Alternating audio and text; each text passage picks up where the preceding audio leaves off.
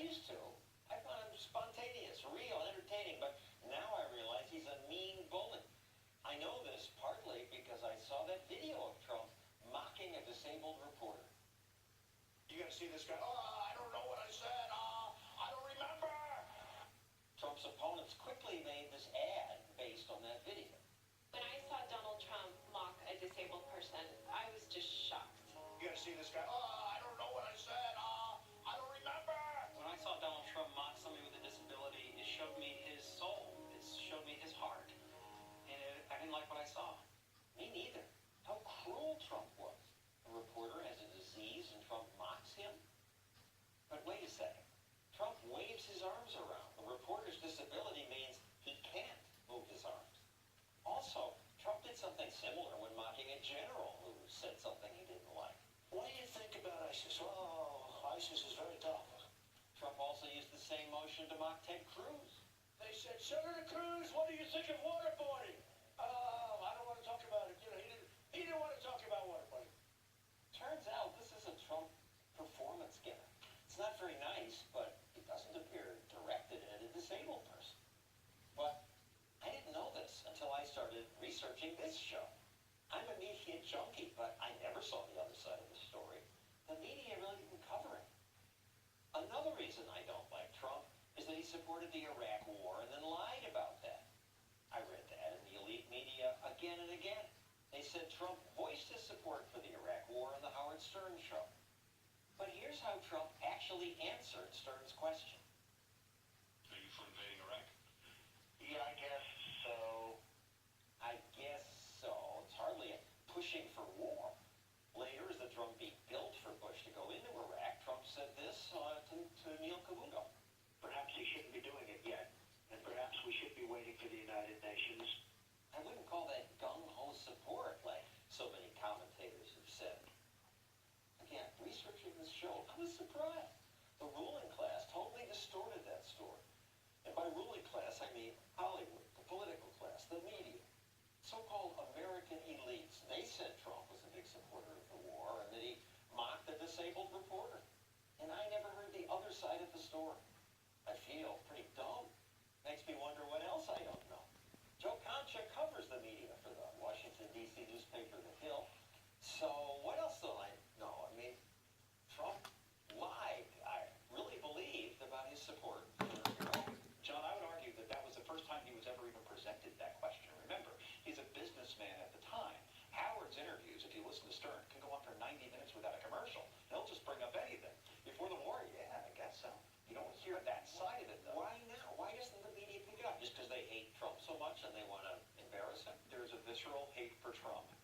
The Center for Public Integrity looked at donations from 430 journalists. 96% went to Hillary. 96%? Wow, I thought it would be higher, actually, to be quite honest with you. And your own newspaper analyzed ABC, NBC, CBS coverage on one Thursday this month. They spent 23 minutes on the Trump sex allegations. Then there were the WikiLeaks email dump, which included derogatory comments about Catholics, Latinos, blatant examples of media collusion. Got just 1 minute, 7 seconds. So the ratio is therefore 23 to 1. In the New York Times, John, the same day, there were 11 stories on Donald Trump, including one in the sports section, all deemed negative. 0 on Hillary Clinton. So 23 to 1, 11 to 0. I get that Trump's going to get more coverage. I get that he rates more, he gets you more clicks. Give me 2 to 1, and I won't complain about it. But 23 to 1, 11 to 0? But I'll push back. Okay. Groping, sex, it's just going to bring in more eyeballs. Sizzle always beats steak, and sex always beats substance. So I get that. What the public wants to hear about. 23 to 1 we hear about, though? In other words, you do this show, right? You have 6 blocks, A through F. You want to give me A and B for Trump and then C and D to Hillary? Would that be so hard? No, it's all Trump. Other wiki points, there was interesting stuff that could have been covered more. Donna Brazil giving Clinton debate questions ahead of time. It was covered, but wasn't big. Brazil barely got covered relatively, in my opinion. Remember in the email, John, subject header said from time to time I get debate questions, meaning it happened more than once. The Politico reporter wrote to Podesta, because I become a hack, I will send you the whole section that pertains to you. please don't share or tell anyone I did this. He's sending his story for approval to Podesta. Yes. In other words, if I'm a reporter, John, and you've reported before, you can fact check. You can send John Podesta a question saying, I have a question about this in terms of the money you raised here. A separate question. No problem with that. It happens all the time. He sent the entire text that pertained to Podesta. The publication, Politico, never offered an apology. They're the ruling class. They mean well. They mean well, but that's why it keeps getting worse. The Clinton campaign told the New York Times which quotes they wanted printed. That is called quote approval. And in 2012, Margaret Sullivan, she's the public editor. She's basically the watchdog for the paper. She said, this practice is banned. So what happened to the reporter? Nothing. The editor didn't, there wasn't even an apology about it. And that's the thing. It's not even being acknowledged, and there is no contrition as well, which would go a long way with the reader saying, I know I did this, I shouldn't have, I'm sorry. All right. Now, I mean, they're in the tank. And of course the New York Times leans left. I wouldn't read it except that as a news person, I think. You think it leans left? I know the last time they endorsed a Republican candidate? 1956. But this election, I'm amazed at how totally they are in the tank for Hillary Clinton. Every day they do several anti-Trump stories, and much less about Clinton's emails or lies or maybe play tricks. This week I had to laugh when I opened the paper to see this big, it's like a centerfold, a two-page spread listing all the people, places, and things Donald Trump has insulted. For example, Joe Biden is not very bright. Elizabeth Warren, sad to watch. Pocahontas. Jeb Bush is weak. Had to bring in mommy to take a slap at them. Okay, I get it. Trump likes to insult people. But has the Times ever run a two-page spread on saying Hillary's scandals and lies? They could. Just before she became First Lady of Arkansas, she started trading in cattle futures. She turned $1,000 into $6,000 overnight. After 10 months, she had $100,000.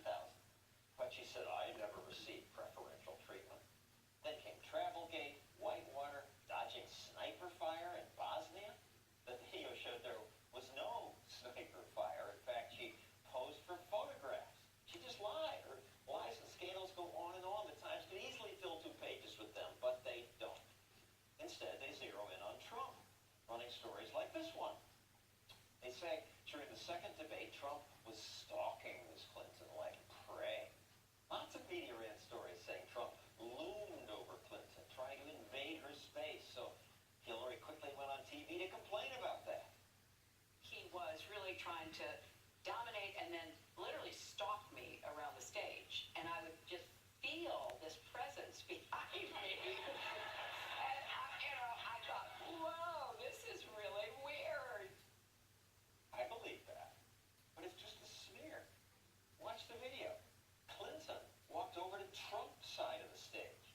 She stands in front of Trump, and because Trump's taller, the deceitful media could portray him as looming over poor Hillary. I mean, aren't they ashamed?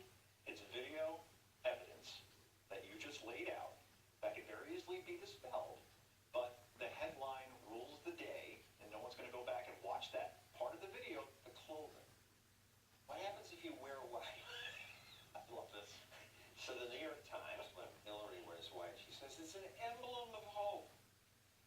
Philadelphia Inquirer, Clinton was soft and strong, a dream come true. And then Melania wears white at the Republican convention. And she says, another reminder that white is always right. A scary statement. That was written by the same writer for the same publication. 2 words. We called her up. She did answer us. Okay. Given the many things Trump has said about people that didn't live in this country, that's what the dress said to me as an African American. Oh, okay. I was about to say that, it's 2 words with a hyphen. Self-awareness. Look at your archive, and because that was called out, and that was actually covered a little bit, and she is now a mockery. Many in the elite media also accused Trump of threatening Hillary when he said Clinton was anti-Second Amendment. It's not the first time that he's been accused of inciting violence. Inciting violence. Here's what Trump actually said about Hillary being anti-Second Amendment. She goes around with armed bodyguards like you have never seen before. I think that should drop all weapons. They should disarm. Take their guns away. She doesn't want guns. Let's see what happens to them. Take their guns away. Okay? It'd be very dangerous. He was just saying she's a hypocrite for wanting others to disarm while she's surrounded by bodyguards with guns. They take his words literally and then turn it into, yes, he's calling on the assassination of his opponent, Hillary Clinton, and that's just reckless and irresponsible. And they're not trying to cheat. They're just so convinced themselves that Trump is evil, Hillary's good, that they see it this way. They see it as their mission to keep Donald Trump out of office because he is a danger to this country. Therefore, they're no longer journalists, they are activists. Here's something else the mainstream media has mostly ignored. James O'Keefe's undercover teams report that the DNC funded goons who tried to provoke violence at Trump rallies. Nobody's really supposed to know about me. So the Chicago protest, when they shot all that was us. It was more him than me, but none of this is supposed to come back to us. We don't want it to come from the party. If you didn't watch Fox, you might not know about this. CNN did run it once, as far as I know. Other networks have run it probably once. But it's not being covered because it's an inconvenient narrative. The narrative. Trump campaign did this. Remember the apocalypse that I mentioned earlier in the segment?